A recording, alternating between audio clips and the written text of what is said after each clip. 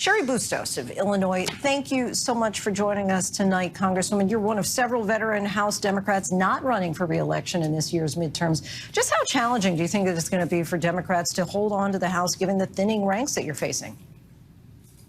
Well, I think the questions that we all have to take a look at right now are what will the long-term, meaning the next 4 months, impact of the Roe versus Wade decision be?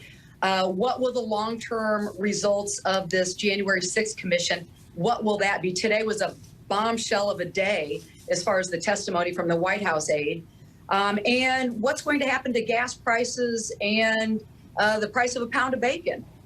So I mean, I think those are the unknowns at this point, 4 months out. But I think they will all play into this one way or another. It's just a matter of seeing exactly how much one will outweigh the other. I mean, if I were to ask you to get out your crystal ball here, obviously you just kind of stated what's at play, but so much attention in particular right now on the Supreme Court's decision to overturn Roe v. Wade.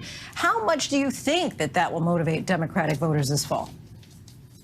Well, look, I think people right now, as we're having this conversation, are motivated. This is something where, especially if you are a woman and who values making her own medical decisions, her own healthcare decisions, this was horrible news that led to the members of the Democratic caucus to immediately leave the House floor and march over to the Supreme Court in an impromptu march last week. I had just had hip replacement surgery 2 weeks before, so I hobbled over with my cane, but I still hobbled over with my cane to get there. So it's very emotional. Now, here's the thing. So how high will those emotions run when you perhaps go fill up your car on the way over to the voting booth and see the sticker shock of filling up your vehicle? So I think those are the unknowns right now. There are some folks who are saying we could go into a recession. There are in the congressional district that I represent in central and northwestern Illinois, a family of four makes the median income is $50,000. So it hurts to go to the grocery store right now. It hurts to fill up your Ford F-150 right now. And so all of that is at play. All of that will be on the ballot. I just think right now, as we're having this conversation, we don't know exactly where things will land and if emotions will stay high. The Biden administration, as you know, has faced some real criticism for not being ready, not being prepared to act faster with a plan to protect abortion rights, knowing that this decision was likely coming. Should the administration, in your estimation, have done more in order to prepare for this so there wouldn't be so much uncertainty at this time? I guess what I would say to that is, what in the heck was he supposed to do? You know, we have a 6-3 conservative balance on the Supreme Court. That wasn't Joe Biden's fault. The fact that we've got, during their confirmation hearings, basically crossing their fingers behind their back and not being totally truthful about Roe versus Wade.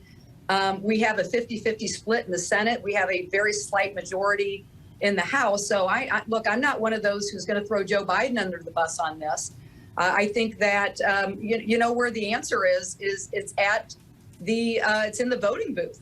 And where you had about 100 million Americans who made a decision not to vote in the last election, what I would say to all of them, if this is something that fires you up, if you want to make your own healthcare decisions, if you want to make sure that someone like Donald Trump, who from today's testimony performed some ungodly acts leading up to January 6th and on January 6th, the answer is vote. You know, I love the old President Obama line is don't get mad, vote. Don't boo, vote. Right. Don't boo, vote, you know, because saying boo at a rally doesn't do anybody any good.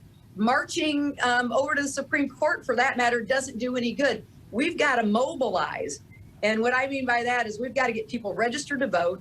And then we've got to have the biggest, best, most robust get out the vote effort in the history of our party if we want to defy history, because we really do have to defy history at this point, because we hold the majority in the House, the Senate, and we have a Democrat in the White House. So we've got to outperform in a lot of ways if we're going to be successful on November 8th. And in that line of thinking, as far as outperforming, with inflation, the economy still weighing on the minds of so many Americans, do you feel the Democrats should be doing more to address those specific concerns ahead of November?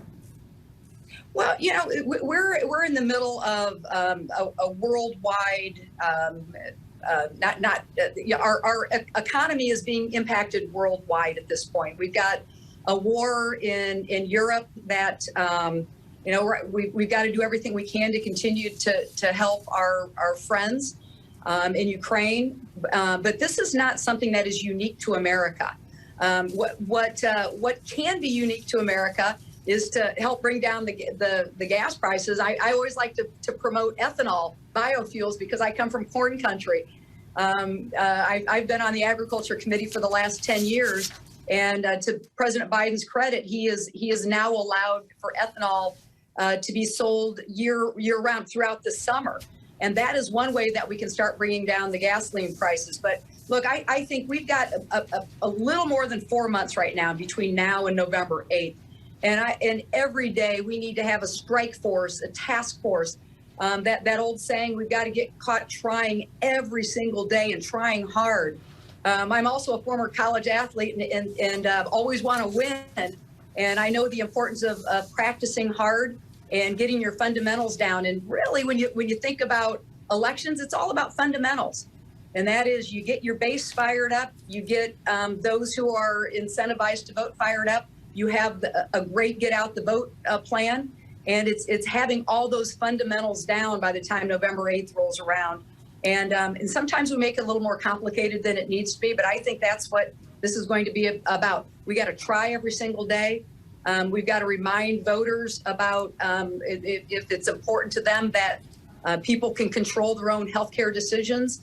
If they think it's as bad as just I do anyway, on how Donald Trump behaved leading up to January 6th and post January 6th, the harm that he has done to our democracy, the longest serving democracy in the history of the world, the damage that he's done. We've got a great argument that we can make to the American public, but we have to keep making it over and over and over again and get people motivated to vote on November 8th. All right, well, we'll see what the American public has to say soon enough. Congresswoman Sherry Bustos, we thank you so much for your time. I appreciate you coming on. Thank you.